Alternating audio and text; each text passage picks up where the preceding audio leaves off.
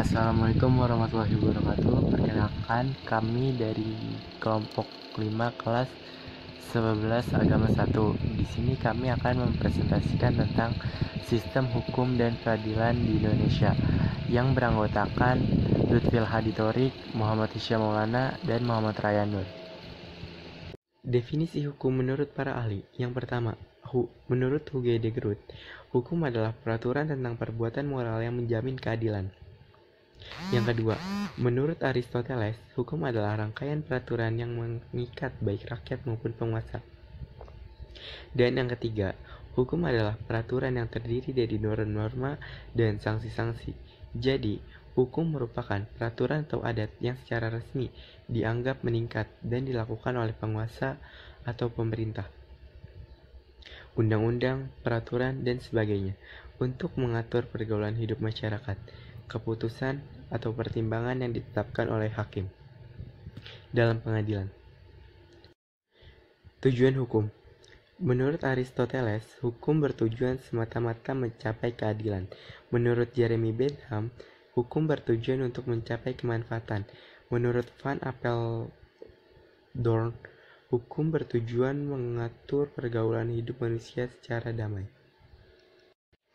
Ciri-ciri dan unsur hukum. Ciri-ciri. 1. Adanya perintah larangan. 2. Perintah atau larangan itu bersifat memaksa, mengikat semua orang. Sedangkan unsur 1. Peraturan mengenai tingkah laku manusia dalam pergaulan masyarakat. 2. Peraturan itu dibentuk oleh badan-badan resmi yang berwajib atau berwenang. 3. Peraturan itu bersifat memaksa. 4. Sanksi terhadap pelanggaran peraturan tersebut adalah tegas dan nyata. Tata hukum di Indonesia. 1. Hukum tata negara adalah ketentuan yang mengatur tentang organisasi untuk mencapai tujuannya dalam kemasyarakatan. 2. Hukum administrasi negara adalah ketentuan yang mengatur tentang pengelolaan administrasi pemerintahan.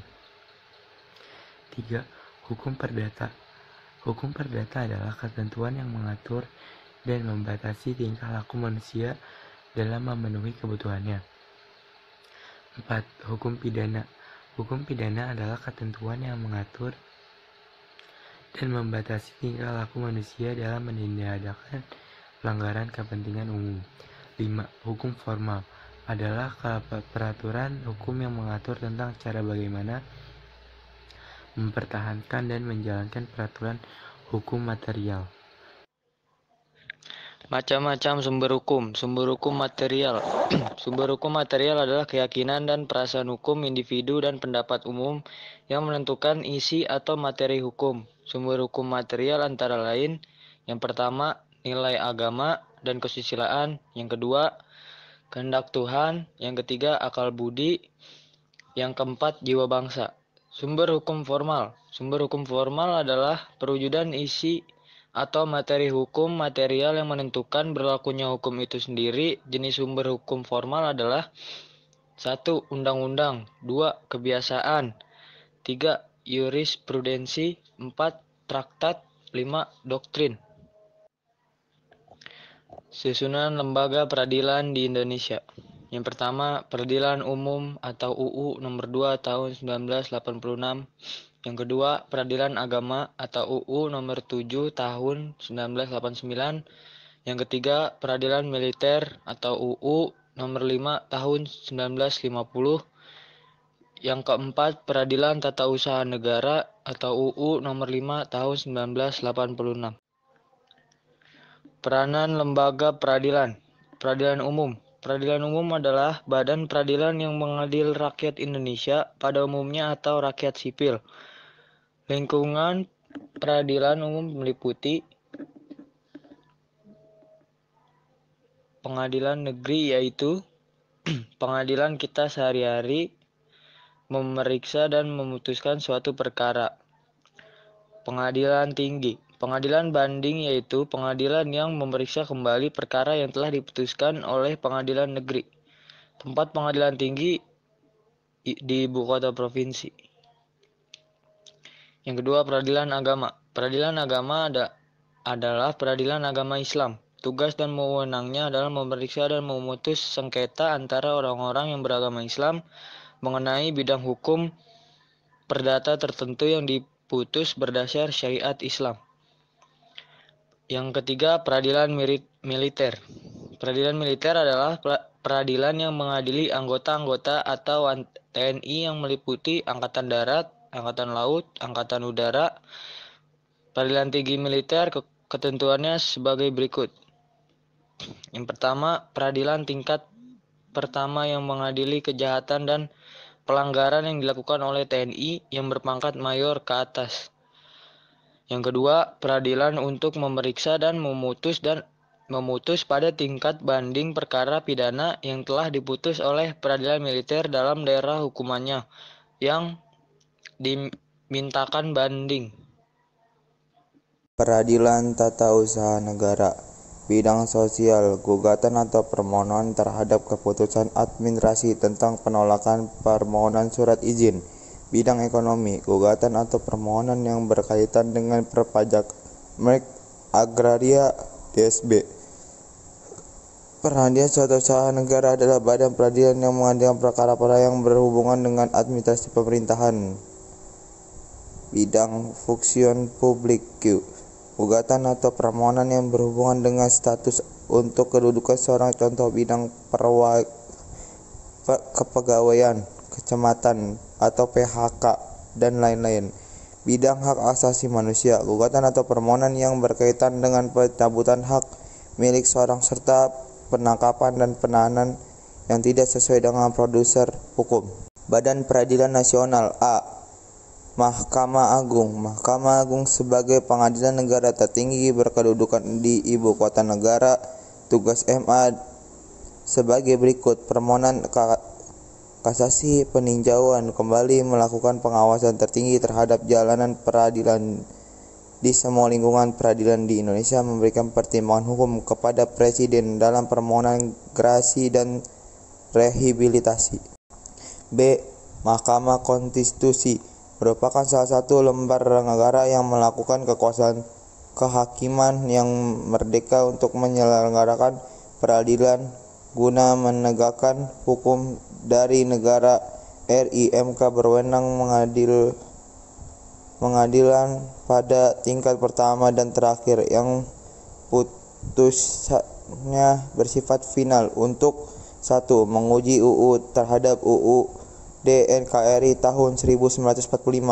2. Memutus sengketa kewarganegaraan. 3. Memutuskan pembubaran partai politik. 4. Memutuskan perselisihan tentang hasil pemilu. 5. Memutuskan pendapat DPR tentang dugaan pelanggaran oleh presiden atau wapres. Dan 1. Pemutusan dan memutus lagi memenuhi syarat sebagai presiden atau wapres. C. Komisi Yudisial merupakan lembaga pelaksanaan kekuasaan kehakiman bersifat mandiri yang mempunyai wewenang mengusulkan pengangkatan hakim agung dan wewenang lain dalam rangka menjaga dan menganggarkan kehormatan, keluruh martabat serta perilaku hakim. Wewenang Komisi Yudisial antara lain sebagai berikut: A. Mengusulkan pengangkatan hakim agung kepada DPR. Dalam hak ini Komisi Yudisial bertugas untuk melakukan pendaftaran, menyeleksi, menetapkan dan mengajukan calon hakim agung ke DPR. B. Menegakkan kehormatan dan keluruhan martabat serta menjaga perilaku hakim di seluruh lingkungan peradilan.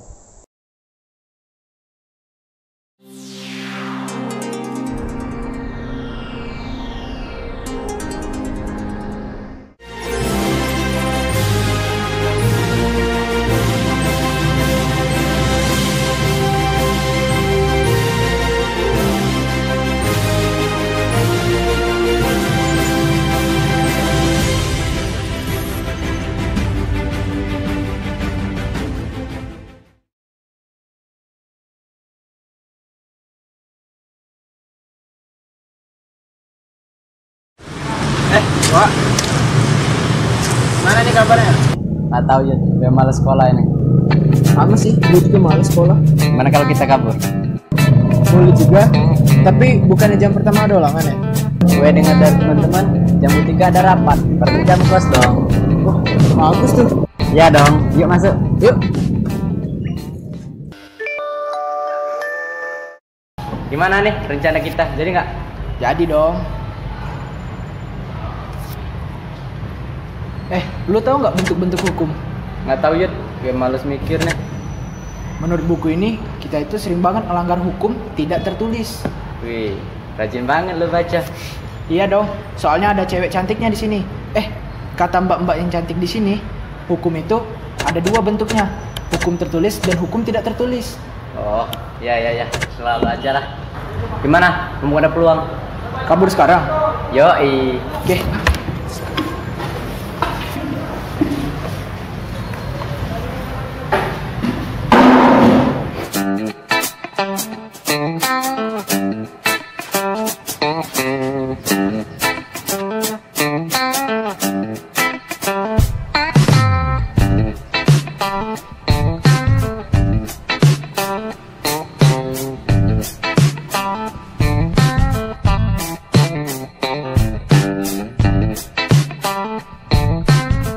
Lu duluan atau gue?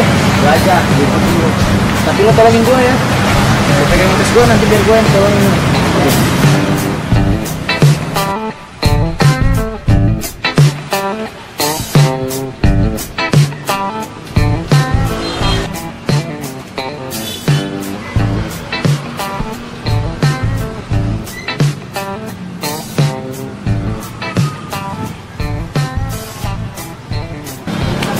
Ayo, mau kemana? Pak, bukan kemana-mana Bapak. Duh, gimana nih? Udah lah, udah terlanjur juga. Kan lo yang punya ide. Udah. Ke Bapak aja, saja piket.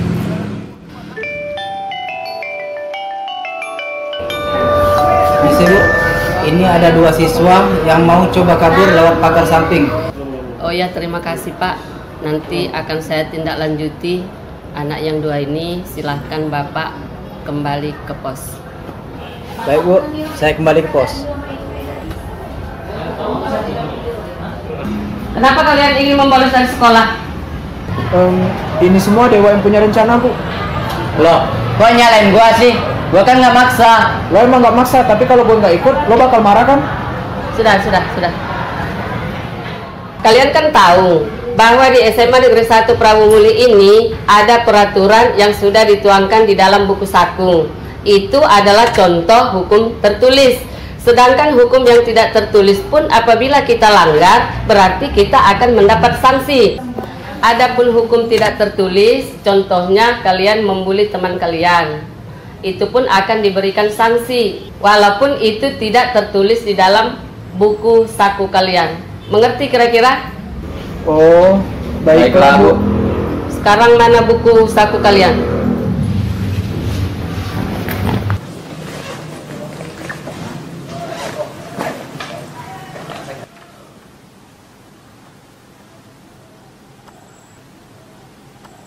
Ini buktinya kalian melanggar hukum tertulis yang sudah tertuang di dalam buku saku kita ini.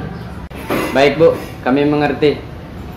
Baiklah, boleh kalian masuk ke dalam kelas, tetapi untuk hukuman tambahan membersihkan di depan kelas. Baik Bu. Jangan diulangi nak ya. Jangan diulangi ya.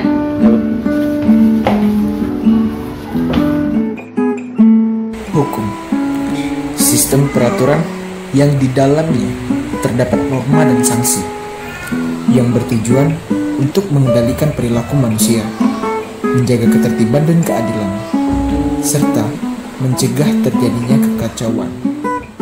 Seperti di zaman dengan pesatnya perkembangan informasi, diiringi dengan pesatnya pelanggaran menggunakan teknologi, penyalahgunaan media sosial, penyebaran berita tanpa fakta, membuat pemerintah berkonsolidasi dan membuat undang-undang tentang informasi dan transaksi elektronik. Dibuat untuk dipatuhi. Setiap pelanggaran hukum mempunyai ganjaran dan sanksi, baik tertulis maupun tidak tertulis. Semua ditujukan untuk membuat hidup ini lebih tertata dalam harmonis.